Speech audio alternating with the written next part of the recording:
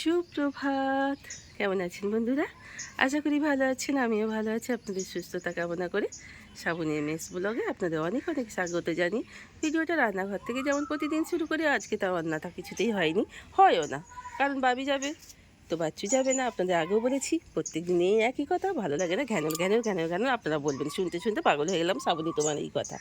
তো যাই হোক, কি সুন্দর পাশাপাশি দুটো ফুল ফুটেছে দেখুন।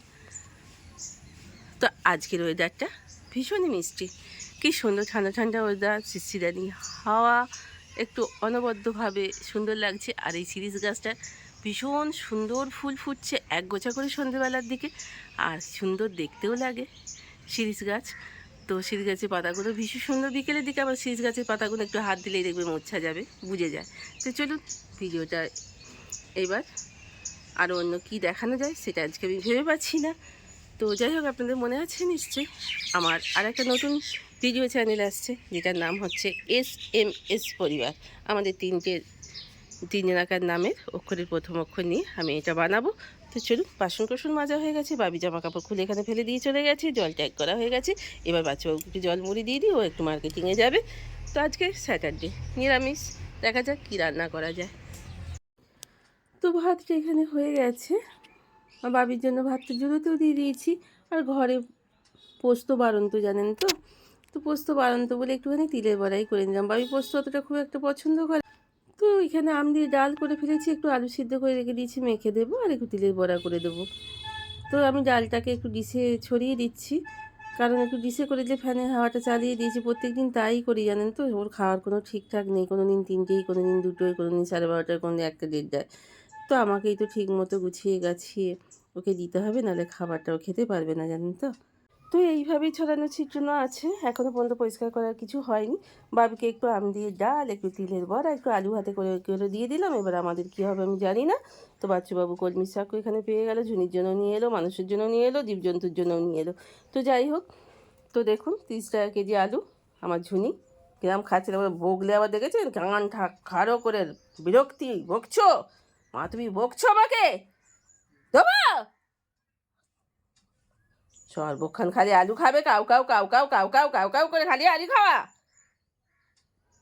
ঘুরতে পারছি এখন 11:05 নাগাদ। তো স্নান টান হয়ে গেছে, পুজো টুজো হয়ে গেছে, আর দুটো জল আর চিনি মুড়ি খেয়ে নিলাম। এটাই নিত্যদিনের ব্রেকফাস্ট। বিছানা টিছানা পরিষ্কার হয়ে গেছে, ভাবি যাওয়ার পর ঘর দুয়ারে ঝাঁটপালা দিয়ে পরিষ্কার পরিচ্ছন্ন হয়ে গেছে। কিন্তু বাজারের এখনও বাসনপত্র ঝুড়ি, বাজার এগুলো এখনও পরিষ্কার পরিচ্ছন্ন হয়নি। কেননা বাজারগুলো কী কী রান্না করব এখনও ভাবিকে তো যা পেরেছি করে দিয়ে দিয়েছি। আর বাচ্চু বললো যে একটু চা খাবো। ঘরে লিকুইড দুধ একটুও নেই, গুঁড়ো দুধেই চলছে এখন কদিন। তো চাটা করে দিচ্ছি, গুঁড়ো দুধটা এখানে খুলে সকালবেলা এক প্রকার যখন চা খাওয়া হয়েছে, দুধটা এখানে রেখে দিয়ে চলে গিয়েছিলাম। পেঁপড়ে বাগা দিকে আমার ভাগ্যের জোর, পেঁপড়ে বাবা দিয়ে এসে চুপ করে দেয়নি। বাপরে বাপ, কৌটোর মধ্যে আছে, কৌটো ঢাকাটা একটু আলগা হয়ে গেছে, তো তাতেই একবারে পিঁপড়ে একবারে অস্থির করে দিচ্ছি। তো চলুন, চাটা হয়ে গেছে। শর্টকাট জায়গায়, গরিব ভাড়া বাড়িতে যেমন হয় আর কি, তেমনই জায়গায়, খুবই ছোট জায়গা, তারই মধ্যে একটু মানিয়ে গুছিয়ে নিয়েই এত বছর চলছি এখানে, আমরা 7 বছর ধরে আছি। তো চলুন, চাটা হয়ে গেল। এবার আজকে আমি বানাবো, কী রান্না করবো ভেবে পাচ্ছিলাম না। তো একটু ঝুনির জন্য কলমি শাক আনছি, ওই থেকে একটুখানি নিয়ে নিলাম, একটু ঝিঙে আলু, আর ঘরে হাতে দেওয়া বড়ি আছে, সেটা দিয়ে একটু ভাবছি একটু তরকারি করে নেব। আর একটু ডাল তো আছেই টক দিয়ে, আর একটু দেখি কী রান্না করা যায়। বাচ্চু আর আমি মুড়ি খেয়েছি, মুড়ি ঢাকাটা কৌটোর দিতে ভুলে গেছি, মুড়িগুলো নামিয়ে যায়, মনের ভুল জানেন তো। ছিটিয়ে রেখেছি বস্তায় ভরে নেব বলে।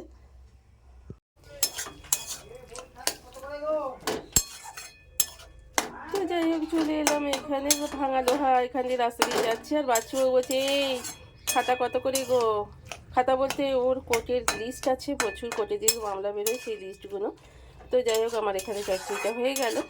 এবার ওপর থেকে আমি বড়ি ভাজাগুলো দিয়ে দেবো। হ্যাঁ, এর সঙ্গে যদি একটু আম তেল ছড়িয়ে দেওয়া যায়, আহা কী খেতে লাগবে। আপনারা একটু করে একদিন খেয়ে দেখবেন, পিছনে ভালো লাগ। ঝিঙেগুলো একটু ডাঁটো ডাঁটো রেখে দিয়েছি, একটু পরে দিয়েছিলাম। আর একটু অল্প তিল আছে, ওই তিলটুকু দিয়ে একটু পটল দিয়ে আলু দিয়ে একটুখানি ফুটফুটি মতো করে নেব। তো চলুন, আমার এটা হয়ে গেল। এবারে ভিডিওটা ছাড়বার আমার সময় হয়ে গেছে। আপনারা নিশ্চয়ই আমার যারা ভালোবেসে আমার পাশে আছেন, তারা অপেক্ষা করছেন ভিডিওটার জন্য। তো চলুন, রান্নাটা এখানে মোটামুটি আমার হয়ে এলো। খিচুড়িটা নাবিয়ে মনের ভুলে বাচ্চা ওদিকে কাজ করছে, আমি দেখতে গেলাম। দেখুন, কথাতেই বলে না, যেমন কাজ করবে তার ফল তেমন ভুগবে। এরম কর্ম করেছি, গ্যাসটাকে অফ করে যায়নি, কড়াইটাই তাই পুড়ে ঝামা হয়ে গেল। এবার আমার মাজতে হাতটা হিম হয়ে যাবে, জানেন তো। তো যাই বলে না, যেমন কর্ম তেমন ফল, আমারও সেই যেমন কাজ করেছি তেমন তার কর্ম, মাজতে হার হিম। তো চলুন, বাচ্চাবাবু গাছগুলোকে এখান থেকে নিয়ে গিয়ে একটু খানিকটা এগিয়ে নিয়ে গিয়ে রাখা হচ্ছে, কারণ বাড়ি তো ছেড়ে দেবো। আর বেশ কয়েকদিনের মধ্যেই বাড়িটাকে ছেড়ে দেবো। তা গাছপালা বেশ কিছু, যেহেতু ওয়েদারটা আজকে একটু নরম আছে বা মেঘলা ওয়েদার রয়েছে, তো তাই জন্যই বাচ্চাগুলো করে ফেলি, গাছগুলো একটু এগিয়ে নিয়ে এসে রেখে দিই। তবে জল দিতে একটু অসুবিধাই হবে, পাইপগুলো বড্ডই ফেটে গেছে। তো দেখি কালো ব্ল্যাক টেপ দিয়ে কতটা জড়িয়ে জলটা দেওয়া যায়, কারণ অনেকটা লংয়ে চলে এসছে, ওইখান থেকে দেওয়া খুবই সুবিধা হতো। কিন্তু গাছপালাগুলোকে একে একে এদিকে নিয়ে চলে এলাম নিয়ে যাওয়ার সুবিধার জন্য। তো একেবারে গেটের সামনে নিয়ে চলে এলাম। বাচ্চুকে বলছি আর করতে হবে না, ও সেই শেষ করবে। তো বেশ খানিকক্ষণ ঘেমে গিয়েছিল, বেশ খানিকক্ষণ ফ্যানের হাওয়ায় বসতে বললাম, তারপরেও স্নান করলো। তো সেই সঙ্গে আজকে মেনুটা দেখিয়ে দিলাম, আম দিয়ে ডাল, কলমি শাকের চচ্চড়ি, আর যেটুকু তিল ছিল সেইটুকু দিয়ে ঝিঙে পটল দিয়ে আলু দিয়ে তরকারি করে নিলাম। খাওয়া দাওয়া করে একটু সময় পেলাম, মুখে ব্রাশটা নিয়েই দেখলাম যে কমপ্ল্যানটা ঢেলে রাখি, এইটাই সুযোগ। কারণ কি বলুন তো, তাহলে দুধটা ঢেলে দিতে খুবই অসুবিধা হয় ক্যারি থেকে নিয়ে। যাই হোক, বিকেল হয়ে গেল, বেরিয়ে পড়লাম। বাচ্চু স্যাটারডে সানডে হলেই বলে চলো একটু মার্কেটিংয়ে ঘুরে আসি, একটু গিয়ে ফুচকা টুচকা খেয়ে আসি। তাই দুজনে মিলে বেরিয়ে পড়েছি। দোকানের সামনে চেয়ার পাতা আছে, চেয়ারে বসে বসে রাস্তা দিয়ে লোকজন গাড়ি ঘোড়া যাচ্ছে, দেখতে তো বেশ ভালো লাগে সেই ছোট্টবেলা থেকেই। এগুলো যতই দেখি, মানুষ দেখবেন কেউ ছাদে দাঁড়িয়ে দেখে, কেউ জানলা দিয়ে দেখে, কেউ জোলা বারান্দা দিয়ে দেখে। তো বাচ্চুবাবু এই সাধুকা থেকে মাল নেয়, তাই এই দোকানে এসেছি। একেবারে ধারেই ফুচকা স্টলটা, এখানেই আমরা খেতে আছি, যেহেতু নিরামিষ ফুচকা। তো জল ফুচকা আমাদের খাওয়া হয়ে গেছে, চাটনি ফুচকা বানাচ্ছে বলে আমরা একটু ওয়েট করছি।